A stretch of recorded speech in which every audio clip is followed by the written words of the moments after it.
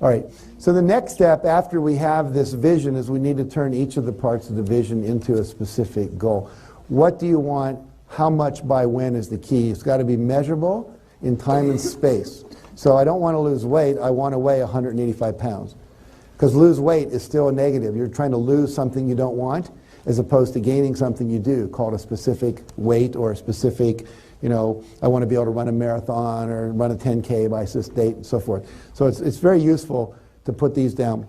And I just give you a couple examples. It says, I'd like to double my income. Comes, I will earn $300,000 by midnight, December 31st at 5 p.m. That's a real different kind of statement, much more specific. I'd like to become a millionaire. I will have a net worth of $5 million by midnight, December 31st, 2012 at 5 p.m. Notice I always put the time in there. Your unconscious wants to know when. And once you set that in, it starts to figure it out. The universe figures it out, and your unconscious are both working on it at the same time. I'd like to spend more time with my wife. Can become I will take 4-week-long vacations with my wife by October 30th. I'm going to lose weight and get fit. I will weigh 190 pounds and complete a 10K run by June 30th. So you get the idea. Now let's look at believe real quickly. So we've got ask. We've focused on that quite a bit. How do we specifically ask the universe for what we want? Number 2, believe you're going to get it. So let's take a look at that. Walt Disney said, if you can dream it, you can do it. You're not allowed to have a desire if you didn't have the capacity to fulfill it. You plus the universe, okay? So if you want it, you have the ability. You may need to learn new skills. You may need to hook up with some people and create some teams. You may need to develop some new capacities, create some affiliations that you don't have, go back and get a certificate you don't own at the moment, in terms of like a massage therapy license or a realtor's license, whatever it might be, but you have the capacity. Now, you've got to believe it's possible. You have to have the positive expectancy. Wayne Dyer said, you'll see it when you believe it. Most people go, I'll believe it when I see it. No, you'll see it when you believe it. It's backwards. In the Bible, it says, if you believe, anything is possible. Anything. You look at any religion, they're saying this. Now, here's my favorite story in the whole world that I've learned in the last couple of years from a chicken soup book that we're doing. Here's a guy, his name's Cliff Young, lives in Australia, and he wants to go run a race. He's always wanted to run a race. Finally, he shows up at this race. It's a 6.5 day, 875 kilometers, about 650-mile race. He's never run a marathon. He's never run a 10K. People are going, what, are you serious? Why are you here? There's no way you can possibly do this. He said, no, I know I'm going to do it. Well, what makes you think you can? He said, I'm a farmer, and I don't have a horse, don't have a tractor. What I do is I chase my cows around. Sometimes I have a sheepdog on the other side, and we have to run. Sometimes for 2 days, I don't get any sleep. I just have to run because there's a storm coming. Got to get them all in from the pastures. He said, I think I can do it. They thought he was crazy. All the other guys are wearing Nike, Puma, Asics, Reebok running gear. They start off the race, and they're really going fast. He shows up at the start of the race. He's wearing Oshkosh overalls, a white T-shirt, construction boots with galoshes on them in case it rained, he said, a baseball cap, and some sunglasses. Now, when everyone else took off, Cliff was running like this. They called it the Cliff Young Shuffle. But see, Cliff had an advantage that nobody knew about. In fact, Cliff didn't even know about it. The advantage was he'd never talked to an extreme racer. He'd never talked to a coach. He'd never read Runner's World magazine. He'd never read a book on running. He'd never talked to another elite runner. He didn't know that when you run a long distance race like this, you run for 18, sleep for 6, run for 18, sleep for 6, run for 18, sleep for 6. And he was so far behind everybody that when they went to sleep the first night, there was no one awake to tell him to stop. And he just kept running.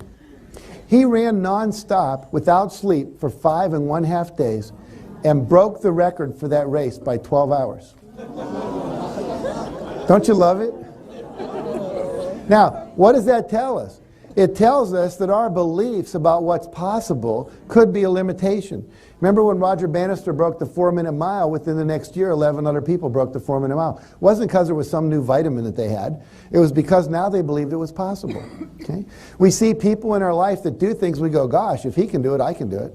That's why reading inspirational literature is useful. W. Clement Stone taught me, read biographies of people that did amazing things. And you go, God, if they could do that, I could do that. Right? That's what the chicken soup books do. You read a story like, Matty Christensen with the no arms, and he goes and becomes a baseball player, Or, Kyle Maynard, that becomes the second best wrestler in the state of Georgia, has no arms and legs past the elbow knee. You go, wow, if they can do that, certainly I can do it. John Andrew Homer wrote, never tell anyone something cannot be done. God may have been waiting for centuries for somebody ignorant enough of the impossible to do that very thing. Right? I was reading a book the other day about Orville and Wilbur Wright, because my son's taking flying lessons right now, a 16-year-old learning to fly. And what Orville said, no, it was the other one, Wilbur said, he said, if we had believed what everyone told us was possible about air flight, we never would have flown. They said you couldn't be done, And so you can't let the reality, keep the dream, go for it. All right. Now, I talked about in the movie The Secret the idea that if you're driving at night with the headlights on, you can see what? About 100 to 200 feet ahead of you, something like that. But you could drive from here to Chicago all night long and never have to see more than 100 to 200 feet ahead of you and still get there. And the same thing's true with your life. If you'll just start with the belief that you're going to get it and not know how, but after the first 100 feet you get to, then the next 100 feet show up. And you get to the end of the 100 feet, the next 100 feet are showing up. And so the vision is always over the horizon. If you walk to the horizon, what's on the other side? A horizon further on. But you don't know that till you get there. But if you just keep following it, eventually what? You get to where you want to go. And you don't know how until you start in the journey.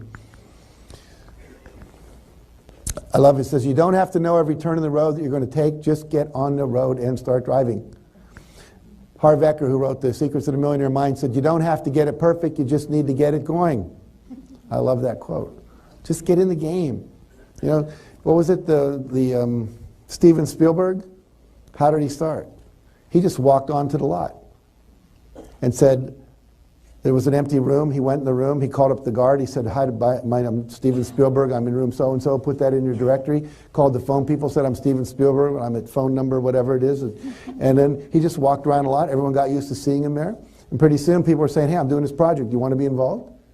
Right? He just got in the game.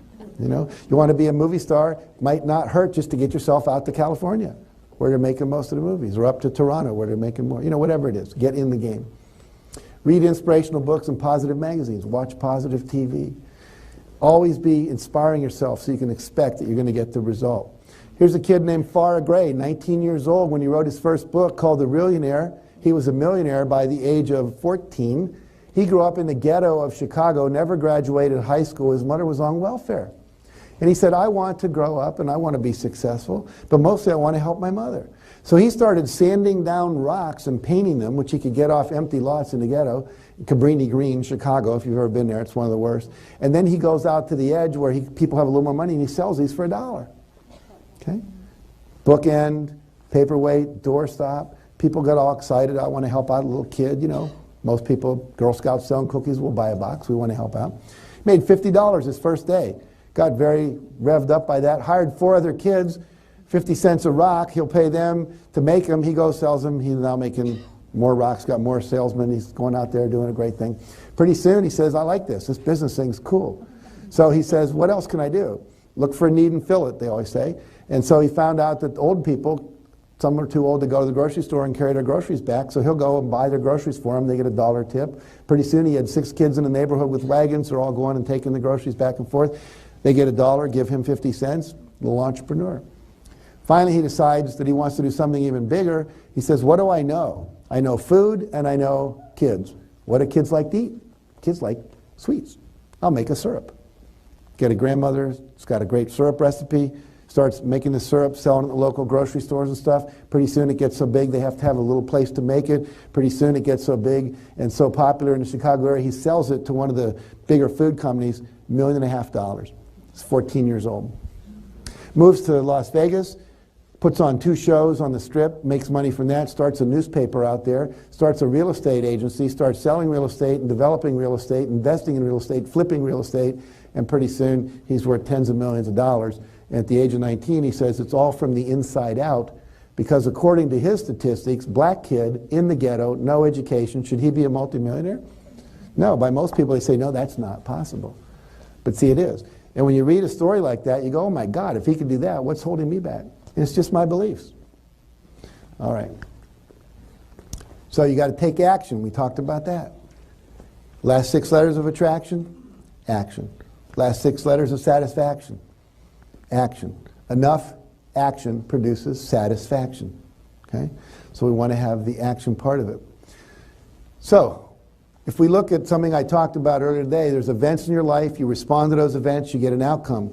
And one of the responses we have is our thoughts. We talked about that. One of the responses we have is our pictures, okay? And the third is actions. All three of those are what determine our outcome. So 2 kinds of actions: obvious actions, inspired actions. Do the obvious things, whatever it is, write it down. Interview people that have already done what you want to do. If you attract people into your life, like me if you're an author, and you attract me into your life, and you're writing a book, ask me, how'd you do it? You know, how'd you get it published? How come you sold so many? Did you use a PR agent? How'd you get yourself on radio shows? You know, most people will tell you. They'll tell you the obvious things, but also act on the inspirations. That's where the big juice comes. Someone said to me, that story about the puppy, is that in a book anywhere? No. Ought to be. That story about the Girl Scouts, is that in a book anywhere? No. This went on for 6 weeks. The universe was knocking on my door, sending me inspiration. Put the stories in a book. Eventually I went, oh, I get it. I'm supposed to put the stories in a book. That became Chicken Soup for the Soul. We didn't have a title. How do you get the title? You go inside, ask for inspiration. Said to God, I need a title.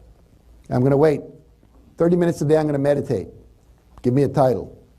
Monday, no title. Tuesday, no title. Wednesday, I see a hand that writes chicken soup on a chalkboard. I say to the hand, what the heck does chicken soup have to do with this book? And the hand said, when you were sick, your grandmother gave you chicken soup. I went, this is not a book about sick people. And a voice said, people's spirits are sick. I went, oh, chicken soup for the spirit. That doesn't sound right. Chicken soup for the soul. I got goosebumps. Called up Mark, he got goosebumps. Told my wife, she got goosebumps. Called her agent, he got goosebumps. Went to New York, talked to 21 publishers in 3 days, nobody got goosebumps. Our agent actually gave us the book back. We kept believing it, expecting it. Talked to over 144 publishers over the course of a year and a half. It was on the 3rd day of a book convention somewhere that we had gone to that a publisher from Florida said, we'll publish it.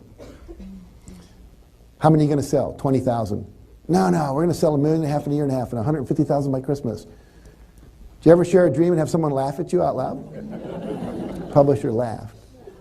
We sold 135,000 by Christmas, 1.3 million by a year and a half. That book went on to sell 10 million copies in English, 13 million around the world, and spawned a series with over 100 million books in print because we took an inspired action and never stopped. It was a divine obsession. And the people that are super successful, when those come on you, you ride the horse. And you push through the times, and you just say, okay, it's not easy right now, but it feels good. We believe in it. We're going to keep doing it. We positively expected it, just like Tony Robbins expected to get a van. And as a result of that, I'm standing here today. So that's what's possible, but you got to act on the inspirations. Here's a woman named Madeline Belletta.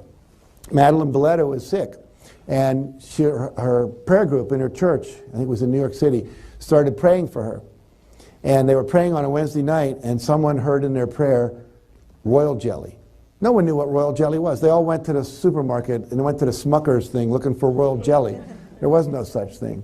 A couple weeks later, someone said, I found out about royal jelly. It's what the queen bee is given to eat. It's got all this incredible nutrition in it so she can lay all these eggs.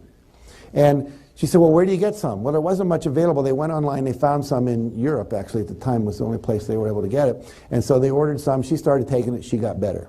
She said, wow, I want to help other people get better. So she started this little company importing royal jelly, and she was putting ads out and doing all this stuff, and no one was buying it.